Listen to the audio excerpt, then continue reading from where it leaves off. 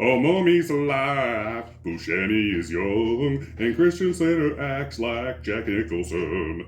Buster Poindexter fights with a cat, and Rima makes a life promise. Oh yeah.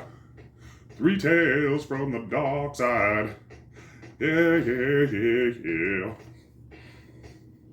Three tales from the dark side. Yeah, yeah, yeah, yeah.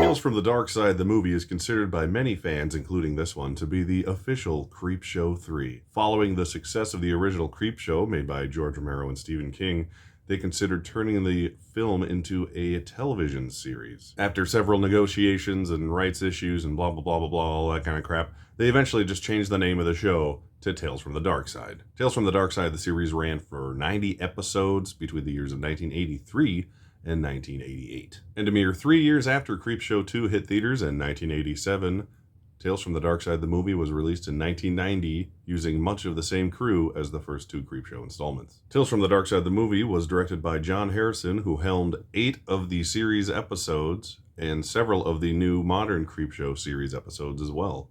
So he's stayed in the genre for over 30 years now. This time the segments weren't all written by one person or into one screenplay as the previous two films were.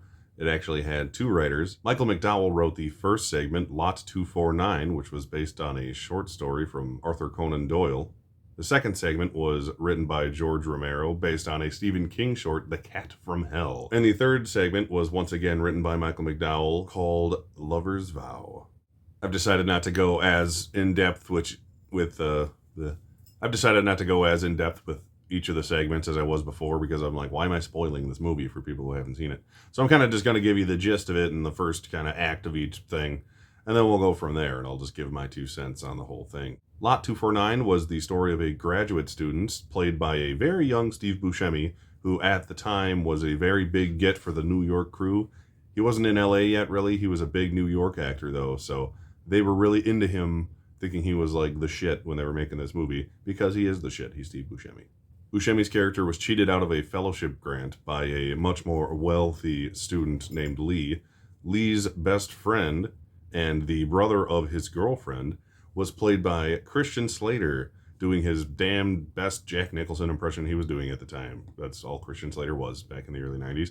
But he was actually featured in one of the series episodes when he was very, very young. So I thought that was cool that he was cool enough to come back. He had not exploded into fame yet, so they were very lucky to get him right before his, true romance days, I guess you could say. Buscemi invites Andy and Lee to check out this newest thing he's acquired. He collects old Egyptian things, that's what he does, called Lot 249. It is a sarcophagus that contains an old Egyptian mummy corpse, and it's pretty damn cool looking, to be honest with you. Steve Buscemi's character, Bellingham, I forgot to say his name, discovers a scroll tucked up in the mummy's innards when they are inspecting it together. The scroll contains a hieroglyphic message written upon it, and when he eventually translates it, it makes this mummy come to life. And we'll just leave it there for now. You can kind of see where it's going to go. Steve Buscemi's character was screwed out of what he deserved by this Lee person who was in cahoots with his girlfriend, who is sister with Christian Slater's character. So, long story short, this is a revenge film done via a resurrected mummy. I forgot to mention that Lee's sister is played by Academy Award winner Julianne Moore in her first film role. So I thought that was cool, and she was as gorgeous as ever on this movie. But yeah, I was amazed by the star power in this thing the first time I watched it, because I didn't really look into it before I watched it. I just knew it was an anthology film a few years ago, and I watched it the first time. So when you see Steve Buscemi, Christian Slater, and Julianne Moore all show up in one segment together, it's mind-boggling, especially for 1990. The film is shot very well too. It has a lot of golden hues in the cinematography, which kind of plays into the old Egyptian story, even though it's set in a more modern era. And they don't overdo it, which is nice. And the makeup effects by K&B throughout the whole film, I'll be getting into it, are fantastic. This mummy looks amazing, and it has a few gnarly death sequences in it that are very creative and very fitting for how a mummy would want to kill somebody. I'll just say that. The segment provides a nice old-fashioned story, but with like some late 80s, early 90s gore effects, so it's like the perfect mix in my opinion. The second story, The Cat from Hell, is about as different as you can get from the first one. This one stars the great William Hickey, who's the old guy you've seen in everything, including Nightmare Before Christmas and Mouse Hunt and Christmas Vacation. I'll throw a picture up so you know who he is, and he has like the most iconic voice ever. William Hickey's awesome. It also stars David Johansen, aka Buster Poindexter. Feeling hot, hot, hot. You know that song? That's him. And he's also the cabbie ghost of Christmas Past in Scrooged, so I've always known him as that. He's awesome too. So Johansson plays Halston, a hired assassin who is hired by Hickey's character, Drogon, who is an old wheelchair-bound, curmudgeon-y old dude, like he always plays, later in his career, basically. He has hired him to kill a murderous cat that has invaded his mansion that he bought from his successful pharmaceutical company's earnings. We'll get into that later a little bit. But yeah, he's taken aback, thinks this is ridiculous. But apparently the cat has murdered everyone else in the house but him, including his sister and her friend and their butler, if you will, or servant. So he knows that he's next. So that's why he tries to hire this hitman, Halston, to take care of the cat for him. He offers him $50,000 up front and another $50,000 if he succeeds and brings him the tail of the dead cat, he says. So he goes not out of town, but into town, into the cities, to leave Halston alone with this cat. And he's got like a plethora of weapons. He starts out just thinking it's ridiculous. He ends up trying to use his little laser pointed pistol thing to shoot it, and he just can't do anything. It's fun. But that's the setup of the story, is that he's alone in this house with his evil cat trying to murder it. Turns out that Drogon's pharmaceutical company was testing one of their most popular drugs on cats, and it caused 5,000 cats to die over the years they were using this drug for testing. So he assumes that this cat is out for revenge. And it clearly is. I don't want to go any further into the plot, really, but I just want to compliment this film's cinematography and the way it does scene transitions in real time through changing the lighting of the stage. So you'll push into these characters. You'll have Halston and Drogon talking to each other in the normal lighting, and it'll push through them, and then this blue light in the background will be telling you a flashback story, and then it'll come back in a different scene, and it'll just blue light filters will kick on, telling you that this is a flashback or the present day, while characters are transitioning through rooms and through other characters. It's actually really well done. I didn't really think about it when I was watching it, but there's really good special features about it, and I was like, holy crap, that's brilliant. Once again, K&B's makeup is mind-blowing. The sequence at the end is unforgettable, and as a cat lover, I find it deeply satisfying. The third segment, Lover's Vow, is the story of a starving New York artist, Preston, played by James Remar, who I've always liked. He's always been a kick-ass character actor and everything. From in Dexter, he played his dad. He just shows up in every movie ever. He was originally going to be Hicks in Aliens, but did some not so great things and got fired. So we'll just say that. Google it. He lives in this crappy New York apartment where it's the whole area is just bums and alleyways and rain. He's all the time. It's that kind of setting. In his giant apartment that he somehow affords, even though he doesn't sell artwork apparently. He has a skylight that shows a stone gargoyle in the neighboring building that's always watching down on him. Very creepy. He receives a call from his agent and meets up at the local bar down the street. And his agent tells him that his art isn't selling, and therefore he's not popular, etc. And he quits, resigns as his agent, which, pisses him off, obviously, because he has no money, and he lives in New York, and that would suck. So yeah, he gets pissed drunk. One of the bar patrons there, who he's chums with, walks him home. His name is Jer, I believe, so short for Jerry. On their way home, they hear suspicious noises in the dark, rainy alleyway that's always dark and rainy. And Jerry whips out his gun and tries to shoot it into the darkness where there is this creature looming, and you kind of only see its shadow. And the creature shortly rips his hand off, just like plops right off.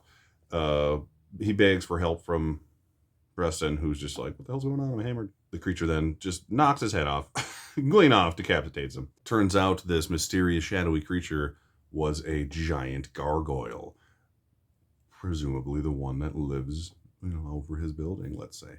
And then, he corners Preston, and he tells him he'll spare his life as long as he promises to never tell anyone about the creature or what he looks like or what he's done. As long as he does that his entire life and never tells anyone and breaks his promise, he will let him live. So obviously Preston does this because he's cornered in an alleyway by a monster gargoyle creature. Before the gargoyle leaves him, he tells him to cross his heart, and he slashes him across the chest like this, leaving this huge gash. And then he goes away. And so he saunters the rest of the way home, running into a lost young woman played by the beautiful Rae Dawn Chong.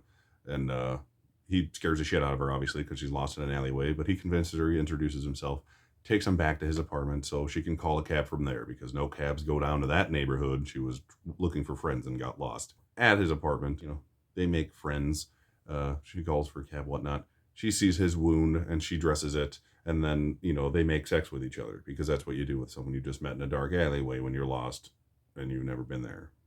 Still haunted by the gargoyle creature, obviously, Preston starts to make artwork of it, like chalk drawings and little sculptures and stuff, but he can't tell anyone about it because he's breaking his promise, which is like, why don't you just burn it when you're done? But anyways, so he has to hide it from everybody, including Carola, which is her name. I forgot to mention that. He hides it from her as well because she has moved in permanently, and lucky for him, she has art connections, if you know what I mean.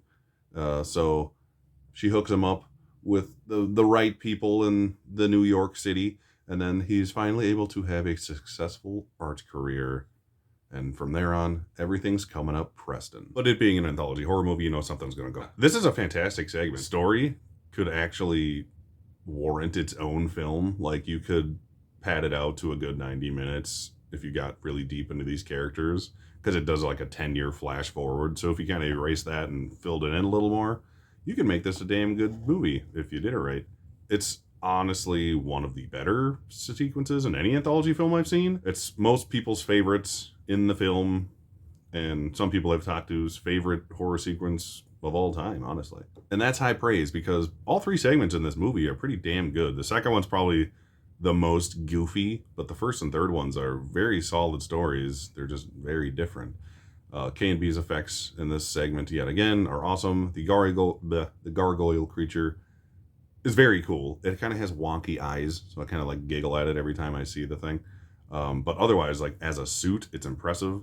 And I don't want to spoil anything, but the makeup sequence at the end, holy shit, even more so than the cat thing. This looks ridiculous and it's awesome. So even if you're just a makeup fan and you hate anthology horror movies, watch this movie for the makeup. It's worth it. I forgot to mention the same actor played both the mummy and the gargoyle in the suits. That way they only had to make a body cast of one actor. So that was kind of smart. And I can't go without mentioning the wraparound segments, which feature a very young Timmy, played by Matthew Lawrence, which is hilarious, and a witch who has imprisoned him and is planning on cooking and eating him, Hansel and Gretel kind of thing, played by Deborah Harry of Blondie, who is also in Body Bags. So I thought that was kind of funny. The stories are told because Timmy has this giant book in his cell for whatever reason, and is telling these stories to the witch character as she's prepping her, making her dinner, to distract her and prolong her killing him. All in all, I actually really like this movie. I would say it's easily better than Creepshow 2. I really like Creepshow 2, so that's saying something. And given how different each of the segments are lit and directed, it's impressive that they're done by the same director and cinematographer. I think they did a great job separating the three segments from one another, because in some anthology films, they just kind of they feel like they could be in the same universe. This one feels like three different stories set in completely different places and times. And this film actually looks way better than Creepshow 2, just quality-wise, not just saying on the Blu-ray, but just it's filmed and it looks way better. And considering it has a $3.5 million budget, it looks fantastic for 1990, which is in 1990, a $3.5 million budget will make you a movie But I mean, essentially, the same time they were making Total Recall for God knows how much, they were making this for like a tenth the amount. So that's impressive. I'd honestly say it potentially looks as good or better than the original Creepshow as well, just from a filmmaking quality standpoint. The Blu-ray I watched was the Scream Factory Blu-ray. It was the first time I've had a chance to watch it. Like I said, it looked great. I was impressed, like how clean the skin detail was and everything in the first segment, especially just because it's lit with like the nice orange hues like I was talking about. And the special features in this Blu-ray are like fantastic. Like it's worth buying just for those. It's kind of broken up per segment, more or less. I was watching them for like an hour and a half until I fell asleep. I was up so late watching them. But yeah, they go into each segment, into the makeup of each segment. The K&B guys, who are, legends, talk about how they did each sequence. They talked about how they shot each sequence with the changing of the transitions in camera, like I was saying. It's very in-depth, definitely worth watching. I probably watched maybe an hour worth of special features, and that was maybe half of them. So it's a big recommend for me. Go buy Tales from the Darkside, the movie, The Real Creepshow 3. Thank you for watching. Like, share, and subscribe. And I'll see you next time. Talk, shop, pop, movies.